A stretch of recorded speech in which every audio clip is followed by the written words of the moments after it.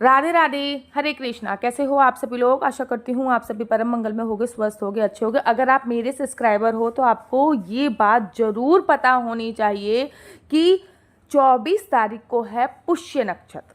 देखो, हमारे 27 नक्षत्र होते हैं। 27 नक्षत्रों में से सबसे पावरफुल जो नक्षत्र होता है उसको पुष्य नक्षत्र बोलते हैं। अगर पुष्य नक्षत्र रविवार वाले दिन पड़ता है तो उसको रवि पुष्य नक्षत्र बोलते हैं, और पुष्य नक्षत्र अगर गुरुवार वाले दिन पड़ता है तो उसे गुरु पुष्य नक्षत्र बोलते हैं। इस बार 24 तारीख को, जिस दिन अहोई अष्टमी का व्रत रखा जा रहा है, माताएं अपनी संतान के लिए अहोई अष्टमी का व्रत रखेंगी। उस दिन पुष्य नक्षत्र है, जो कि साल का सबसे बड़ा नक्षत्र है। पुष्य नक्षत्र, देखो इस साल तो पुष्य नक्षत्र आया नहीं। हाँ, रवि पुष्य नक्षत्र तो आया है, लेकिन गुरु पुष्य नक्षत्र इस साल आया ही नहीं है, और ये साल का आखिरी पुष्य नक्षत्र है। तो कृपया करके इसको गंवाना नहीं है। जितना ज़्यादा हो सके इस पुष्य नक्षत्र का आपको लाभ उठाना है। जितना ज़्यादा हो सके इस पुष्य नक्षत्र जो है इसका आपको फ़ायदा उठाना है। पुष्य नक्षत्र जो होता है वो बहुत पावरफुल दिन या फिर रविवार वाले दिन पड़ता है, तो इसकी जो कहते हैं ना शक्तियाँ जो हैं वो बहुत बहुत ज़्यादा बढ़ जाती हैं। एक बात हमेशा याद रखो, पुष्य नक्षत्र में जो भी आप मैनिफेस्ट करते हो, अर्थात आंखें बंद करके आपकी जो भी ड्रीम है, आपके जो भी सपने, जैसे कि मेरे को संतान की प्राप्ति हो जाए, मेरे को बच्चा हो जाए, मेरे को ठीक है ना घर मिल जाए, मेरे को मेरे यूट्यूब पे 10 लाख सब्सक्राइबर हो जाए, मेरे की आर्थिक स्थिति सुधर जाए, मेरा विवाह हो जाए, मेरा विवाह हो जाए, तो आंखें बंद करके जो भी आप मैनिफेस्ट करते हो पुष्य नक्षत्र पे वो 100% पूरा होता ही होता है। एक बात याद रखिए, पुष्य नक्षत्र अगर गुरुवार के दिन पड़ता है तो ये बहुत ही पावरफुल हो जाता है। पुष्य नक्षत्र संबंधित होता है भगवान बृहस्पति से, और गुरुवार का दिन भी भगवान बृहस्पति से संबंधित होता है। इसलिए पुष्य नक्षत्र अगर बृहस्पतिवार वाले दिन पड़ता है तो ये समझ लीजिए आपको मौका मिला है कि आप अपने सारे डिजायर, अपने सारे ड्रीम जो भी आपके रह रहे हैं वो सभी फुलफिल कर लीजिए। तो पुष्य नक्षत्र पर कुछ चीज़ें मैं आपको बता रही हूँ जो आपको करना ही करना है। नंबर 1, बड़ी सारी महिलाएं कहती हैं हमारे ना दीदी परिवार में बड़ा कलेश है, हमारे परिवार में बड़ा कलेश। अगर आपके परिवार में भी बहुत ज़्यादा कलेश रहता है तो पुष्य नक्षत्र पूरे दिन है, मैं कोई टाइम नहीं बताऊंगी, सुबह सुबह प्रारंभ हो रहा है और रात तक पुष्य नक्षत्र है, ठीक है ना। 24 तारीख को अहोई अष्टमी वाले दिन। तो परिवार की महिलाओं को क्या करना है, एक लोटा लेना है, उस लोटे में हल्की सी हल्दी डालनी है, एक पीले रंग का फूल लेना है और केले के वृक्ष के पास चले जाइए। अगर आपके घर पे केले का वृक्ष है तो अच्छी बात है, अगर आपके घर पे नहीं है तो कहीं भी केले का वृक्ष देखिए, उसमें थोड़ी हल्दी लगाकर पूजा कीजिए, और उसके बाद ये वाला जो पानी है ना ये उसमें चढ़ा दीजिए। उसके बाद वहीं पे आसन बिछाइए और बैठ जाइए, और आपको 108 बार जाप करना है, ओम नमो भगवते वासुदेवाय, ओम नमो भगवते वासुदेवाय, ओम नमो भगवते। उसके बाद वहाँ की जो मिट्टी है, थोड़ी सी केले की जो नीचे की मिट्टी है वो थोड़ी सी लेके आइए और अपने घर के गमलों में इत्यादि में डाल दीजिए, थोड़ी सी मस्तक पे भी लगा दीजिए, ठीक है ना। बहुत पावरफुल उपाय है, बहुत पावरफुल। अगर घर में बहुत कलेश रहता है, बच्चों में आपस में नहीं बनती है, माता पिता में नहीं बन रही है, मियाँ बीवी में नहीं बन रही, घर की शांति के लिए ये सबसे पावरफुल उपाय है, ठीक है। अच्छा, पुष्य नक्षत्र वाले दिन ना आप जो भी कुछ मैनिफेस्ट करते हो भगवान से, जैसे कि मेरी जॉब लग जाए, मेरी जॉब लग जाए, मेरी जॉब लग जाए, वो पूरा होता ही होता है। इसलिए अपने घर के मंदिर पे बैठकर, पूरे दिन में कभी भी कर सकते हैं, लेकिन मेक श्योर अगर सुबह करेंगे या शाम करेंगे तो बहुत अच्छा रहेगा। अपने घर के मंदिर में बैठकर थोड़ी देर एक अखंड जोत जला सकते हैं तो बहुत ही अच्छी बात है। अगर अखंड जोत नहीं जला सकते तो एक घी का दिया जलाइए।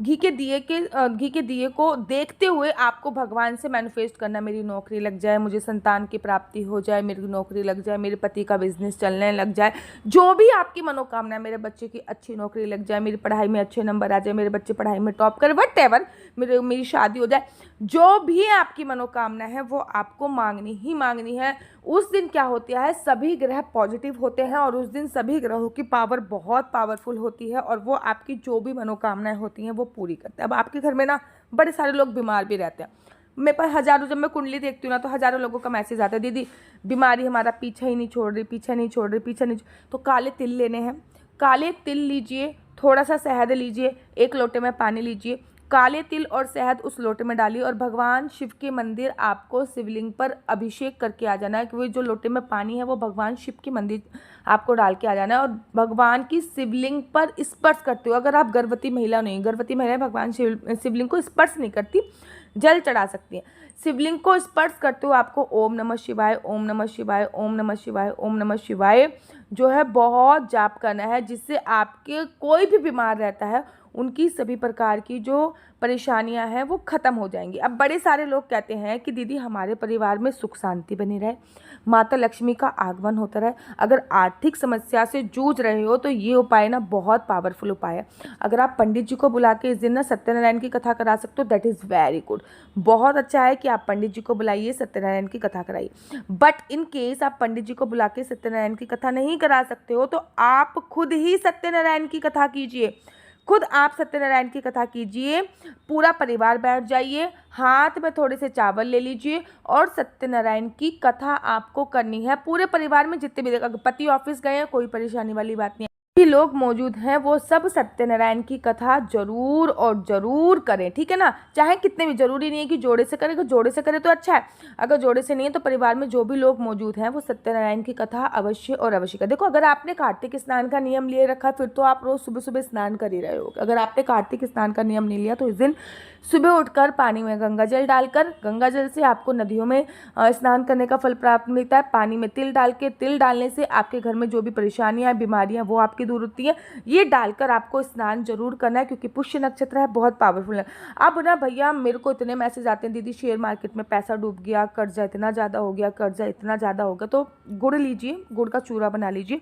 गुड़ के ना पराठे आपको बनाने हैं और जो गुड़ के आपको पराठे बनाओगे ना, मेक श्योर वो पराठे तोड़कर आप थोड़े से कौओं को डाल दीजिए और थोड़े से कुत्तों को डाल दीजिए। काला कुत्ता होना चाहिए, अगर काला ना हो तो सफ़ेद और काला चलेगा, अगर सफ़ेद और काला भी ना मिले तो ब्राउन कलर का चलेगा, ठीक है ना। थोड़े से कौओं को डाल दीजिए, थोड़े से कुत्तों को।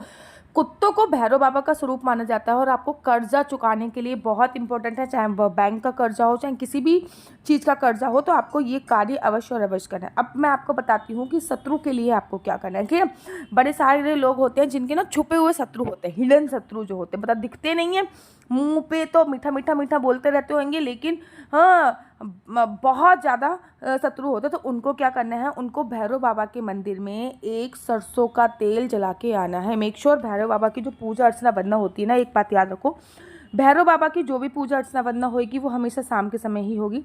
तो भैरव बाबा के मंदिर में आपको जाना है और सरसों का एक तेल जला के आना है अगर आपको अपने शत्रुओं से परेशानी है, ठीक है ना। अगर शत्रुओं से परेशानी है तो आपको ये करना है, बड़े सारे बच्चों ना पढ़ाई में बड़ा इंटेलिजेंट नहीं होते हैं, ठीक है ना। तो आपको क्या करना है कि कल उन बच्चों के हाथ में थोड़ी सी लौंग देनी है, थोड़ी सी इलायची देनी है और मंदिर में बैठा के कम से कम 11 बार, ये बहुत कम बता रही हूँ मैं, 11 बार ओम नमो भगवते वासुदेवाय का जाप करवाना है। फिर उस लौंग इलायची को दूध में डालकर उनको पिलाना है, ठीक है ना। हमेशा थोड़ा सा लौंग डाल दी, थोड़ी सी इलायची डाल दी, दूध में डाल के पिलाएंगे, क्योंकि कल हम ये जो लौंग इलायची है इसको अभिमंत्रित कर रहे हैं। जब ये अभिमंत्रित हो जाएगा तब हम बच्चों को पिलाएंगे तो बहुत बहुत ज़्यादा सर्वोत्तम उपाय माना जाएगा, ठीक है ना। कल बच्चों के हाथ से गाय को चारा अवश्य खिलाएं। अगर बछड़े वाली गाय है तो बहुत ज़्यादा अच्छी है। और कल ना बहुत अच्छा दिन है, इसलिए बच्चों की ना कल नज़र ज़रूर उतारें। याद रखो, जब भी हम कोई भी बुरी चीज़ शरीर से उतारते हैं तो एंटी क्लॉकवाइज घुमाते हैं और पॉजिटिव वाइब्रेशन जब हम शरीर में देते हैं तो क्लॉकवाइज घुमाते हैं। फॉर एग्जांपल, अगर हम बच्चे की आरती करेंगे तो क्लॉकवाइज घुमाएंगे और नज़र उतारेंगे तो हम एंटी क्लॉकवाइज। तो कल आप तिल के तेल की या सरसों के तेल की बत्ती लीजिए, तिल के तेल की और सरसों के तेल की बत्ती लेकर आप घुमाइए और उसके बाद बच्चों वो ना जला दीजिए, ठीक है ना। और वो बत्ती जलती हुई बच्चों को जरूर देखना चाहिए। बड़े सारे लोगों का ये प्रश्न होता है, दीदी हमें कल के दिन देखो सोना और चांदी खरीद के लेके आने का विशेष महत्व है। एक बात याद रखो, जितना आप सोना क्वांटिटी में खरीद के लेके आ रहे हो ना उतनी चांदी भी लेके आनी है, जितनी क्वांटिटी में सोना लेके आ रहे हो। फॉर एग्जांपल, आपने 1 ग्राम सोना लिया तो 1 ग्राम चांदी भी जरूर लेके आओ।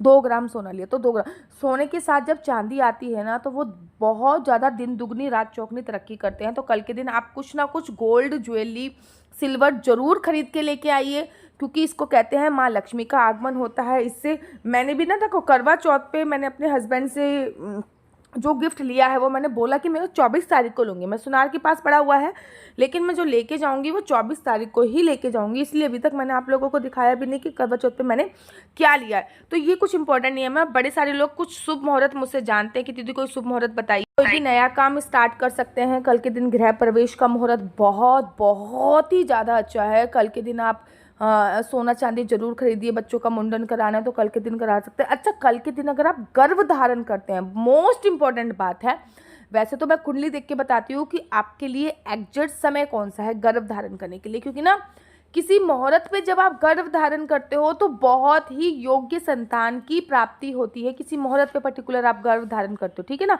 उसके लिए हस्बैंड वाइफ दोनों की कुंडली देखनी पड़ती है।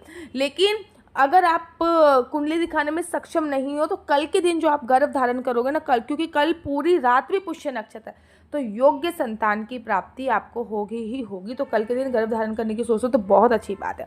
आशा करती हूँ ये सारी जानकारी आपको अच्छी लगी होगी।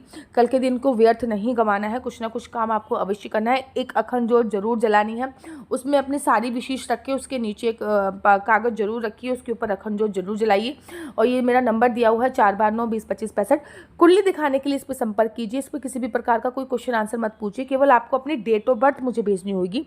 डेट ऑफ बर्थ के माध्यम से मैं आपको सारी जानकारी दूंगी कि आपका लकी नंबर कौन सा है, आपका लकी कलर कौन सा है, आपके बच्चे को किस फील्ड में जाना है, जॉब करनी है या बिजनेस करना है, बिजनेस करना तो किस चीज़ का बिजनेस करना है, जॉब करना तो किस चीज़ की जॉब करनी, ये सभी जानकारी मैं आपको कुंडली के माध्यम से प्रोवाइड कराती हूँ। और मेरा मानना है सबको एक बार अपनी कुंडली एनालाइज जरूर करानी चाहिए, ताकि आपको पता चल सके कि आपकी ज़िंदगी में आगे क्या होगा, अभी क्या हो रहा है, आगे क्या